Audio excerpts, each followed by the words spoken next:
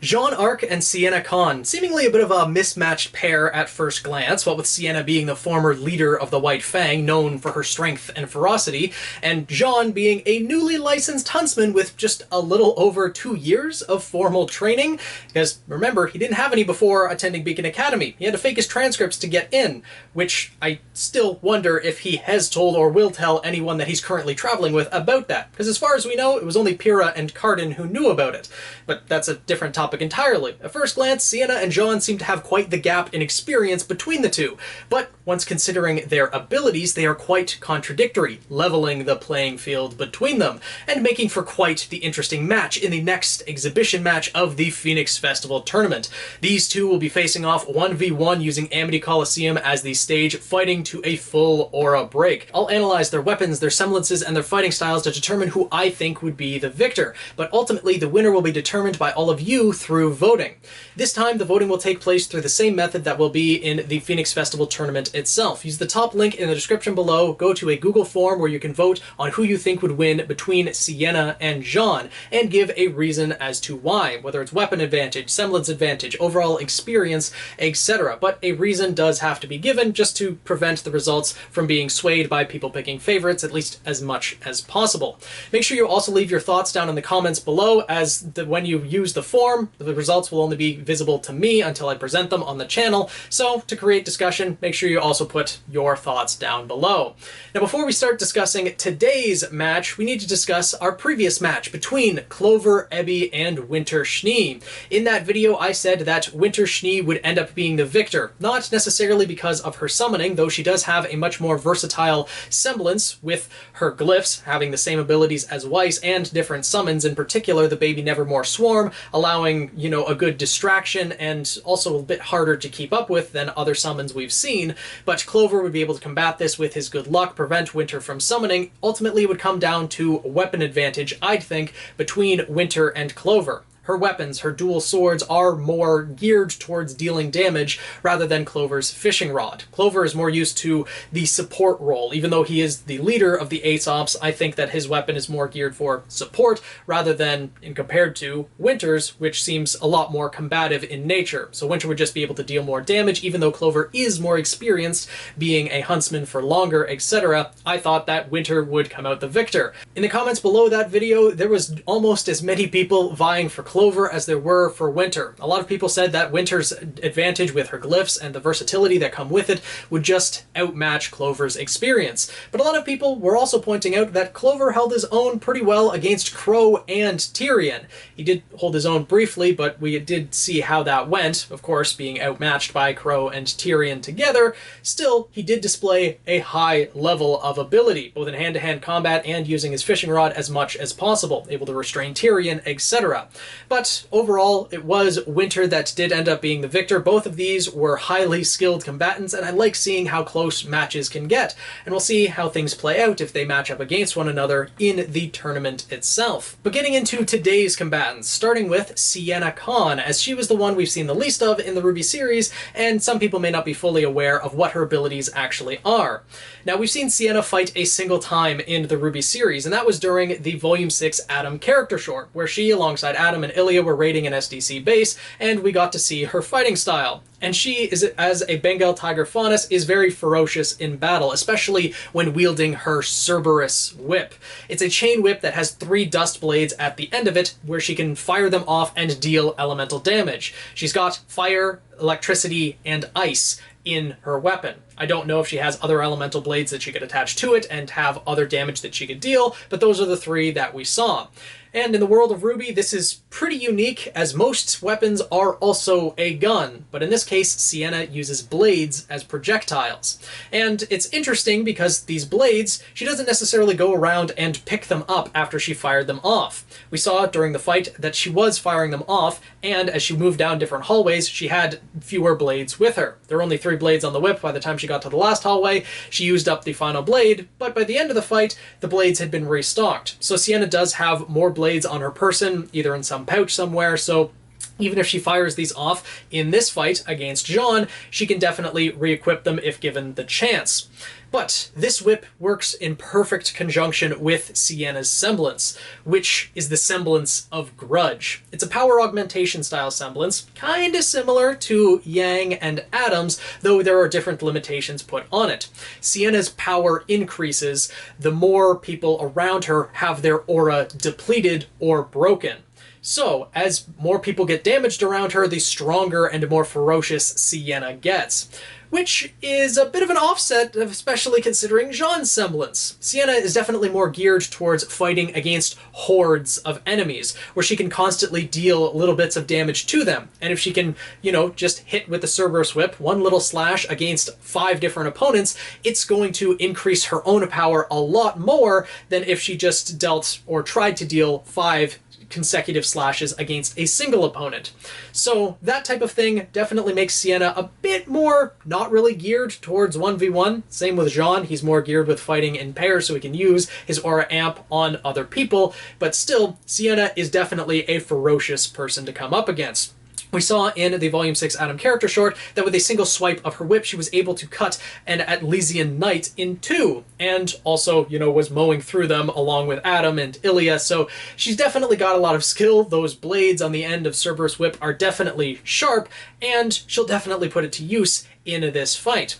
But moving on to Jaune Arc, someone that I'm guessing everyone is all too familiar with, as he's been with us from the very beginning of RWBY, and we've seen him grow and how skilled he's become through those volumes. As I said at the beginning of this video, Jaune only really has a little over 2 years of formal training. He didn't have any when we first saw him in the RWBY series, and look at him now. He's fighting on par with other huntsmen on his team, Ren and Nora. Again, maybe not as much as Team RWBY, but I surely think that in Volume 8 he will display new abilities. He has a massive amount of aura, and that working in conjunction with his semblance aura amp, he is able to essentially gift this aura or use his aura to amplify other people's aura, giving their semblances much wider range of effect, as in the case with Ren's able to mask an entire train. If he used this semblance on other people, this could amplify their powers and abilities to an immense degree. We've also seen Jaune use his aura amp on himself back in Volume 1, though he may not have realized that that was his semblance. Even now, thinking back, he may not have realized it yet, that he can amplify his own aura in areas where he's expecting an impact. Because when Cardin went to punch him in the face, he unconsciously activated his aura amp, made his aura that much stronger, or his aura cloak that much stronger in that point, and Cardin was the one hurt by his own punch. So this semblance definitely has a lot of utility, especially when it comes to Jaune having his aura damaged. He can use his semblance and amplify his own aura back up to full. And there is one little thing I want to mention with this. I have plans to do a separate video going over Aura Amp in more detail, but when it comes to a person's aura and their aura cloak, they are technically not the same thing. A person's aura cloak has so much strength and so much aura put into it, and for most people that is a good indicator of when a person's aura is actually broken, then their aura is not able to be used. But in Jaune's case, we've seen in Volume 7 that even though his aura cloak was damaged, that his defenses were depleted, or at least down to half, he was able to amplify it with his own aura and bring it back up to full. So in Jaune's case, at least, the aura that he puts into his defenses is only a portion of his total aura that he has available. So, when going up against Sienna, even if she starts to damage Jaune, he could just regenerate up to full if given the chance, and, I still wonder if Sienna's semblance would still be active, as she did deal the damage, but since her semblance is described as her power increases the more people's aura around her are decreased or damaged or broken, I think that Jaune healing himself or rejuvenating his aura would make it so Sienna's semblance doesn't increase her own power. At least that's how I'm going to consider it for this fight. Now, Jaune's fighting style is very close combat, fighting with sword and shield. He uses his weapon Corsia Mors, which is an heirloom that was used by his grandfather in the Great War. So this weapon definitely has some history with with it and has seen some upgrades throughout the RWBY series. In Volume 4, it was upgraded with Pyrrha's metal to make it stronger, and also allowing the shield to equip onto the sword, making a giant broadsword that Jaune can deal heavy blows with. Though, with how fast Sienna is able to fight, I don't think it's going to be used at all in this fight, because that would just be a bad choice to do, but the shield itself got some other upgrades in Volume 7 that definitely will be useful. It got dust upgrades. The shield itself can extend with hard light dust to give more range of defense, and also the arcs in the middle of it can expel gravity dust to push opponents back, or attacks that are coming, etc. There's a lot of versatility with this. Not to mention, Jaune can also extend the hard light dust out to glide with the shield, so that's a unique little thing that he's got there. Not really going to be useful in this battle, but still something to note. So Jaune has a lot of versatility with his new dust that's in his shield, and in theory, he's going to be able to use the giant broadsword and have the hard light dust blade attached to it, but we haven't seen that yet. And Jaune will likely get new abilities in Volume 8 involving aura, as it was hinted at that he's going to start projecting his aura outwards, and I mentioned this in a separate video going over the Masters of Aura, that Jaune will likely be the one to develop the technique of an aura arc to its fullest. But we haven't seen him do that yet, and in the comments of that video, a lot of people pointed to the beginning of Volume 4 when Jaune was training by himself to that video of Pyrrha, that when he swung his sword, there was a gust of wind that went out. A lot of people were saying that that was the beginnings of him using an aura arc. I don't think that's the case. Jaune wasn't consciously amping his sword with aura. He wasn't concentrating his aura on the edge of the blade to give an aura arc. That wind was just the strength of Jaune's swing. That's all it was. Jaune himself, being 6'1", the amount of muscle that he's grown throughout the RWBY series, he's got a lot of strength. Honestly, underneath that Pumpkin Pete's hoodie that he's always wearing, I wouldn't be surprised if he could rival the abs of Sun Wukong. Just a little food for thought. But anyways, how would this match between Sienna Khan and Jaune Arc actually play out? Well, starting off in Amity Coliseum, no biomes in play, Jaune probably would be a bit more cautious, especially considering that, well, his opponent is someone more experienced and older than himself. You'd be able to tell that just from the get-go by the confidence that Sienna would be displaying by going up against some, well, novice huntsman. So Jaune would pull out Corsia Mors, have the shield up and ready, probably extend the hard light dust. It seems that that's almost a given now when he draws out the shield, that he always has the hard light dust up, just so that he can have that extra range of defense. Sienna probably be a little bit cocky, but also a little bit cautious, as neither of these two know what each other's abilities are. So Sienna would probably start trying to whip her Cerberus whip around at Jaune and deal some glancing blows, because she doesn't really have to get that close. Jaune, seeing what her fighting style is at that point, trying to avoid getting hit by the Cerberus whip, would either be blocking with the shields, deflecting with the sword, and trying to get in close at that point, because you're never going to win a fight if you don't actually attack, while just sitting there being attacked. So Jaune would have to try to get in close, if he could, against Sienna. Now, Sienna, having the 3 types of dust available, could try to knock Jaune's sword away, using the fire dust to launch his sword away, or the electric dust to electrify his shield, making him drop it. Because Jaune is wearing armor, so if she electrified him, well, he would be mildly electrocuted.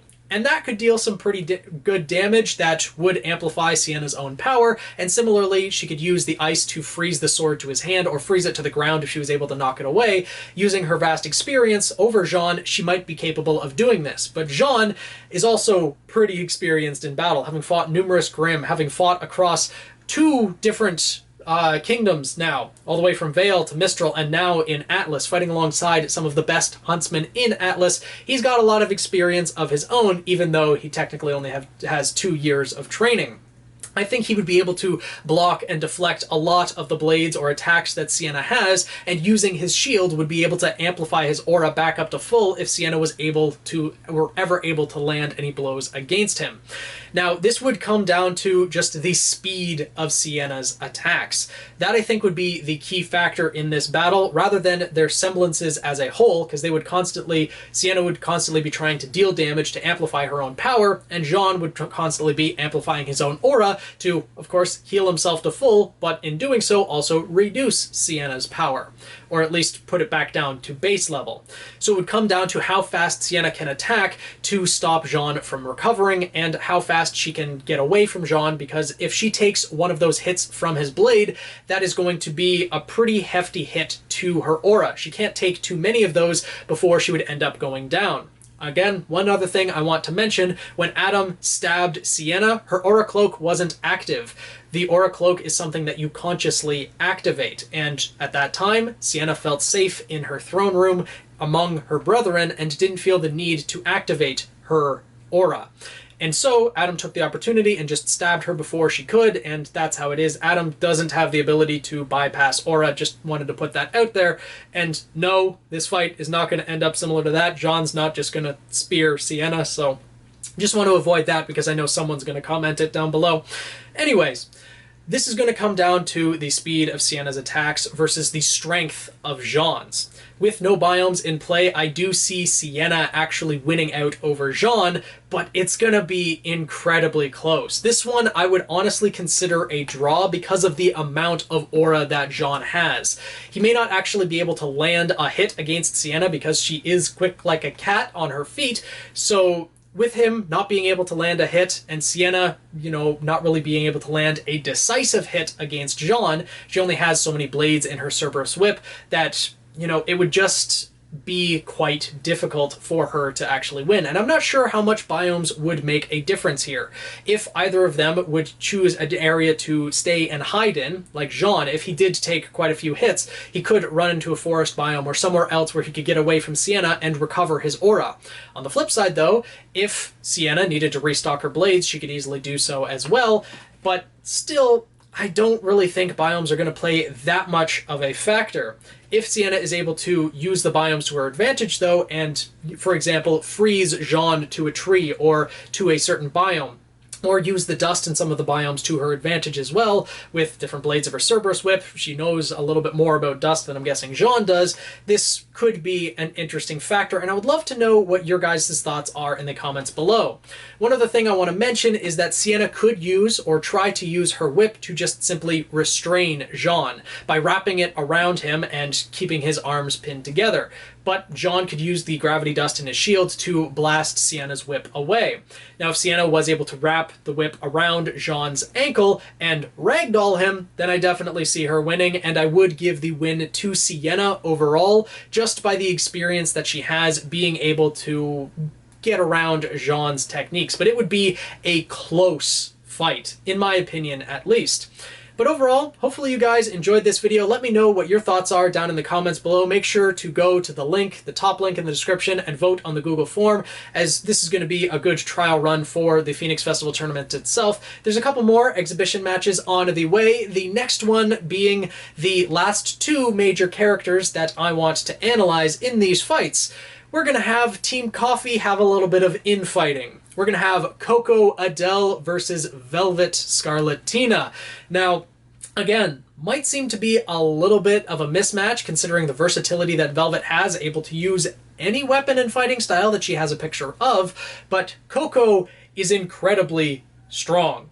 So this is going to be a very interesting fight. So hopefully you guys will look forward to that as well. Let me know your thoughts down in the comments below. If you enjoyed this video, want to see more RWBY content, theories, matches in the Phoenix Festival Tournament, the Phoenix Festival Tournament itself, which is going to begin on August 1st, make sure to subscribe, join the Guild of the Eternal Flame, also join our Discord server, link in the description below, tweet me at PhoenixKnight7, and I'll see you guys in the next video.